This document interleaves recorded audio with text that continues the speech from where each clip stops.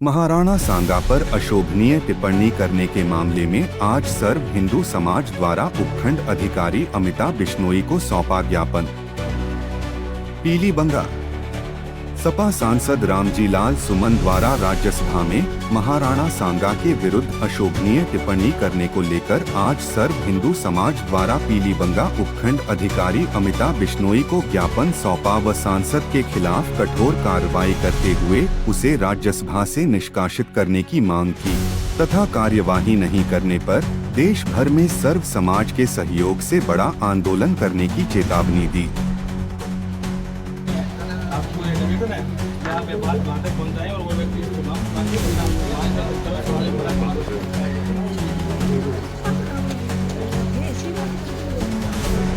जिंदाबाद जिंदाबाद राणा जिंदाबाद जिंदाबाद जिंदाबाद रामजी लाल सुमन मुर्दाबाद मुर्दाबाद मुर्दाबाद रामजी लाल सुमन मुर्दाबाद मुर्दाबाद मुर्दाबाद। आज यहाँ एसडीएम कोर्ट के सामने संपूर्ण हिंदू समाज व अधिवक्ता बंधु व राष्ट्रीय राजपूत कन्या सेना व सभी समाज यहाँ एकत्रित होकर एसडीएम महोदय को ज्ञापन दिया है। रामजी लाल सुमन, जिसको पता ही नहीं है कि भारत का इतिहास क्या है और जो हमारे महापुरुषों पर टिप्पणी कर रहा है, मैं आपको युवा लोगों को बताना चाहता हूँ कि उसने क्या कहा और हकीकत क्या है।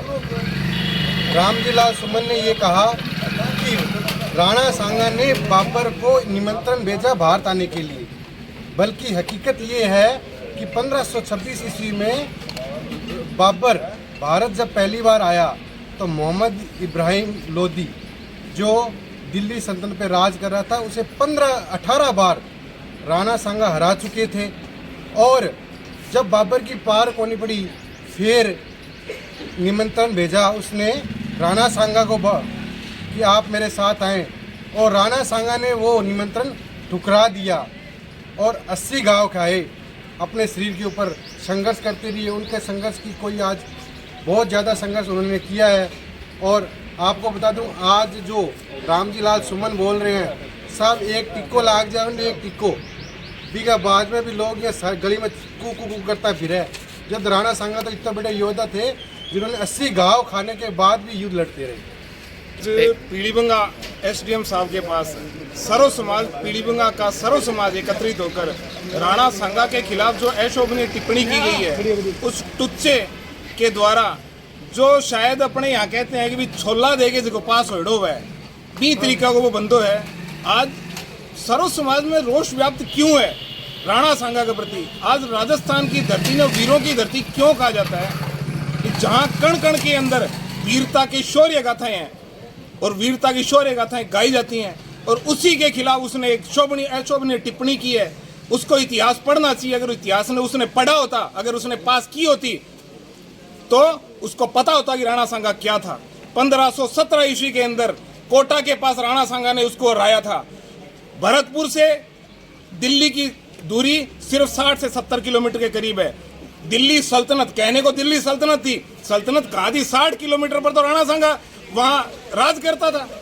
सल्तनत 60 किलोमीटर बाद खत्म हो जाती है। राणा सांगा ने उसको कोई निमंत्रण नहीं भेजा था। राणा सांगा को बाबर को खुद राणा सांगा ने हराया था। 18 बार उसको हराया था राणा सांगा ने, और धोखे से इन्होंने राणा सांगा को मार दिया था और वीरता को प्राप्त हुए थे राणा सांगा।